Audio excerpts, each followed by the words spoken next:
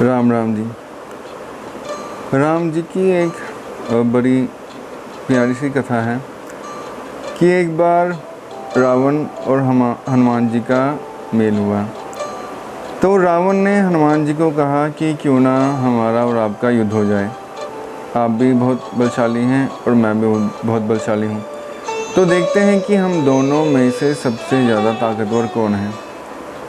तो हनुमान जी ने कहा कि इसमें तो बहुत समय लग जाएगा, हम दोनों युद्ध करेंगे तो पता नहीं कितना समय हो जाएगा, मुझे समय रहते वापस जाना है, मैं तो वैसे ही टहलने के लिए निकला था। तो रावण ने कहा नहीं, ज़्यादा समय नहीं लगेगा, एक मुक्के में ही फैसला हो जाएगा।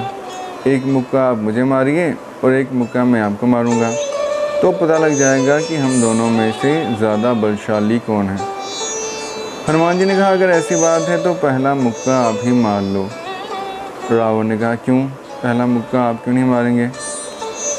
हनुमान जी ने कहा कि अगर मैंने पहला मुक्का मार दिया तो क्या पता आपकी मुझे मुक्का मारने की अभिलाषा मन ही में ना रह जाए। आप मुक्का मारने के लिए बचें या ना बचें, इसकी गारंटी कोई नहीं ले सकता। तो रावण बोला ऐसी कोई बात नहीं है, लेकिन अगर आप कहते हैं तो पहला मुक्का मैं मारूंगा, तो आप तैयार हो जाइए। हनुमान जी ने कहा मैं तो सदैव तैयार ही रहता हूँ। उन्होंने राम जी का स्मरण किया और जो रावण था उसने पूरा जोर लगाकर मुक्का हनुमान जी के मारा। तो हनुमान जी थोड़े से अपनी जगह से पीछे हटे, लेकिन गिरे नहीं, अपने पैरों पर ही खड़े रहे। तो रावण ने बड़ी प्रशंसा की कि मेरा मुक्का खाकर भी आप धरती पर भी नहीं गिरे, अपने पैरों पर ही स्थिर हैं, आप तो सच में बहुत बलशाली हैं। पर जब रावण की मुक्का खाने की बारी आई तो वो घबराया कि अब पता नहीं क्या होगा, लेकिन वचन दे चुका था तो वचन से तो पीछे हट नहीं सकता था। तो हनुमान जी ने बोला रावण अब तैयार हो जा मुक्का खाने के लिए। तो रावण बिल्कुल तैयार हो गया।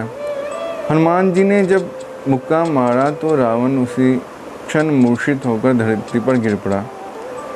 तो हनुमान जी कहीं जल लेकर आए और रावण के चेहरे पर छिड़का, तो रावण को होश आई।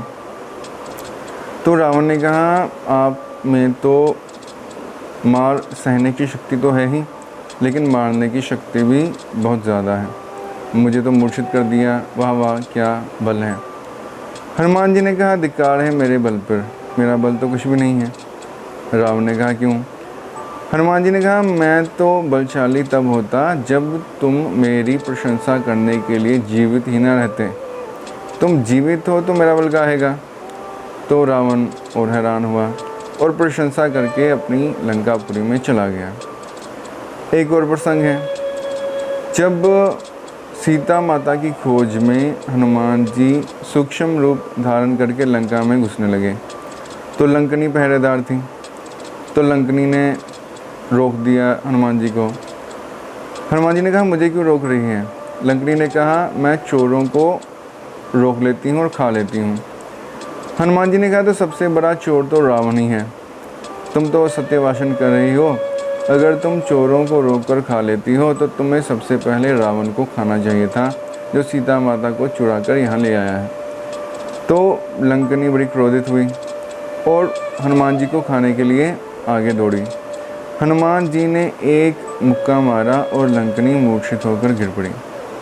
फिर थोड़ी देर में उसे होश आया तो हनुमान जी वहीं थे। तो लंकनी हनुमान जी के चरणों में गिर पड़ी और उसे ज्ञात हो गया कि लंका का अंत आ गया है, रावण और उसकी सेना का अंत श्री राम के हाथों से ही होगा। और ये प्रभाव था उस लंकनी पर हनुमान जी के मुक्के का। तो ये जो दो प्रसंग अलग अलग हैं, इससे हमें क्या शिक्षा मिलती है। हम सब जो हैं वो लंकनी और रावण के जैसे हैं। जो लंकनी जैसे हैं वो तो बहुत कम हैं कि सत्संग के प्रभाव से जो कुछ शुभ कर्म वो करना सीखते हैं, जो शुभ गुण वो सीखते हैं, वो अपने जीवन में धारण कर लेते हैं और अपने स्वभाव को बदल लेते हैं। जैसे लंकनी पहले कह रही थी हनुमान जी को नहीं जाने दूंगी, खाने वाली थी, बाद में हाथ जोड़कर उनसे क्षमा मांगती है और लंका में भी जाने देती है। तो अपने स्वभाव को पूर्ण रूप से लंकनी बदल लेती हैं।